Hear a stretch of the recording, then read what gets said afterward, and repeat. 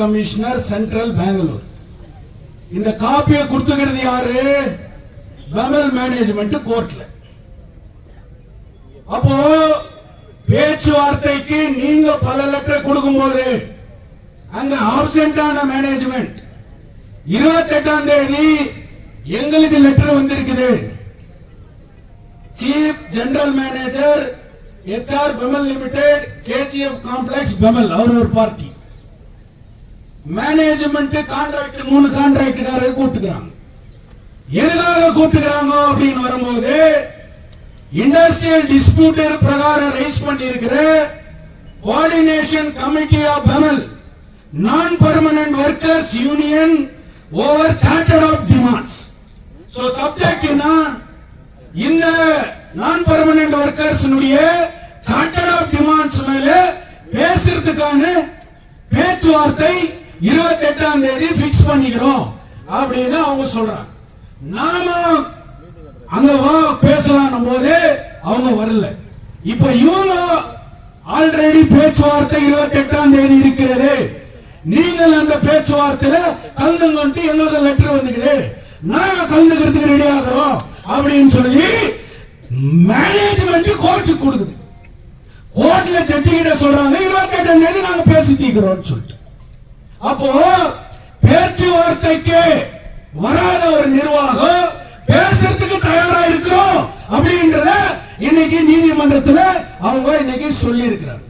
அதனால இந்த பேச்சுவார்த்தை வெற்றி பெறணும்னு சொன்னா உங்களுடைய போராட்டம் வலுவான முறையில் நடத்தப்படணும். எந்த விதத்திலையும் பிளவுபட்டு போயிடக்கூடாது அப்படின்னு சொல்றோம்.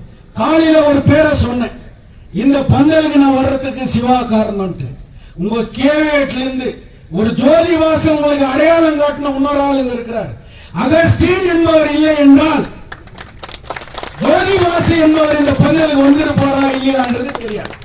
அதனால என்னை இந்த பந்தலுக்கு அழைத்து வந்த இரு உருவங்கள் யாருன்னா, ஒன்னு சிவா, ஒன்னு அகஸ்டீன். இன்னைக்கு இங்க இருக்கிற எல்லாருமே எல்லாருக்குமே இன்னைக்கு என்ன இவங்க அழைச்சாங்க அவங்க அழைச்சாங்க சொல்ல முடியாது. இனிமே இங்க இருக்கிற எல்லாருமே நாம ஒன்றுபட்டு நிக்க வேண்டிய கட்டத்தில் இருக்கிறோம். அதனால பேச்சுவார்த்தைக்கு கூட்டாச்சு, பேச்சுவார்த்தை நடக்கட்டும். அது பேச்சுவார்த்தை சக்சஸ் ஆகணும்னு சொன்னா நம்மளுடைய போராட்டம் பிளவுபடாம வெற்றிகரமா நடத்தணும். Chief labour commissioner central Yesvantpur இன்னைக்கு அந்த லெட்டர் பேட்ல உங்களுக்கு மேனேஜ்மெண்ட்டுக்கும் சீஃப் ஜெனரல் மேனேஜர் லெட்டர் கொடுத்திருக்கிறாரு. உங்களை industrial dispute act 1947 dispute raised by coordination committee of Bemal non-permanent workers union over charter of demands. Please be informed that further discussion conciliation proceedings in respect of the above dispute will be held on 28/11/2024 at 12 hours in this office on the above address. You are therefore requested to attend the conciliation proceedings in person or through a duly authorized representative. Please note that if you fail to appear on the above mentioned date and time, the dispute will be closed, dismissed without further notice. Sandeep, Completion Officer, Regional Labor Commissioner. இதுதான் நான் ஜோதிபாசு அன்னிலிருந்து சொன்னது. இன்னைக்கு எப்படி தொழிலாளிகளை கை வைக்க முடியும்? எப்படி medical சென்டர்ல இருந்து ஸ்டாஃப் மேல கை வைக்க முடியும்? எப்படி கான்ட்ராக்ட் நீ வேலைக்கு வரலன்னா வெளியேற்றுவேன்னு சொல்ல முடியும்? இப்ப பேசுற கை வச்சு பார். இந்த சார்ட்டர் ஆஃப் டிமாண்ட்ஸ் மேல என்னுடைய ரெப்ரசன்டேட்டிவ் அவங்க அங்க உங்ககிட்ட பேச்சுவார்த்தை நடத்துறாங்க, பேசுறாங்க. கூப்பிட்டு மேனேஜ்மெண்ட் பிரின்சிபல் எம்ப்ளாயர் கூப்பிட்டாரு பாத்தியா? எனக்கு உனக்கு சம்பந்தம் இல்லைன்னு சொன்னவர் கூப்பிட்டாரு பாத்தியா? இதுதான் தொழிற்சங்கம், இதுதான் தொழிற்சங்கத்தினுடைய ஒன்றுபட்ட போராட்டம் என்பதை ஒவ்வொருவரும் அறிய வேண்டும். இது அரசியல் மேடை அல்ல. ஏச்சு போ, பேசிட்டு வா. யாருக்காவது வாயிருச்சா, தம் இருந்துச்சா, தைரியம் இருந்துச்சா நீங்க ஒரு வாட்டி போய் அவங்க கிட்ட பேசுங்கன்னு சொல்றதுக்கு எம்எல்ஏ வாயில்ல, எம்பிக்கு வாயில்ல, குமாரசாமிக்கே வாயில்ல. போய் ஒரு வாட்டி கூப்பிடு பேசு அப்படின்னு சொல்றதுக்கு உங்களுக்கு வாயில்ல. எங்களை மட்டும் ஏஞ்சி போயிடுங்க, ஏஞ்சி போயிடுங்க. நீங்க ஏஞ்சிக்கினா கொஞ்சம் கௌரவமா பேசுவாங்களாம். இப்ப எப்படி கௌரவமா கூப்பிடுறோம்? நான் ஏஞ்சிக்கிறேன், எப்படி கூப்பிட்டான்ற நான். இதுதான் தொழிலாளர்களுக்கு கிடைத்த முதல் வெற்றி. இப்ப சொல்றேன், ஏன் தட்டி எடுத்துன்னு வந்தேன். எங்க அம்மா தாயே ரூபகலா சசிதர் சகோதரி,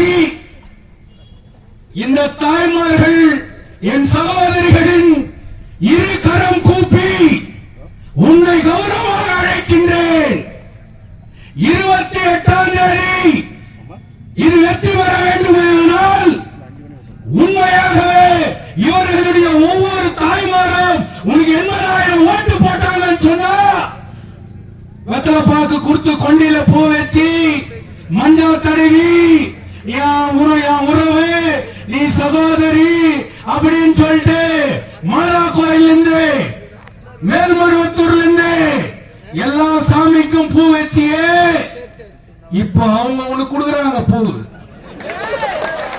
அவங்க உன்னை மன்னிச்சு கூப்பிடுறாங்க. நீ தனித்து இந்த பிரச்சனை தீர்க்கவில்லை என்றால் தங்கவயலை நான் பந்து நடத்தி காட்டுவேன் என்று நீங்கள் தைரியமாக அறிவிக்க தயாரா? எங்களுடைய காங்கிரஸ் கட்சி இந்த பிரச்சனையை தீர்க்கவில்லை என்று சொன்னால் நான் உண்ணாவிரதம் உட்காருவேன் என்று அறிவிப்பதற்கு நீங்கள் தயாரா? இன்றைக்கு அப்படி நீங்கள் வந்தீர்களே ஆனால் என் மக்களுக்காக, எனக்கு வாக்களித்தவர்களுக்காக, என் தாய்க்குலத்திற்காக நான் என் உயிரையும் விட தயாராகின்றேன் என்று நீங்கள் பேசுவது உண்மையாக இருந்தால் அரிசி கோடன்லிருந்து எலெக்ஷன் கமிஷன் தூக்கிட்டு போயிட்டா. மழையில சேத்துல தர்ணா உட்காந்து இந்த அம்மா இத்தனை டன் அரிசி போயிடுச்சு.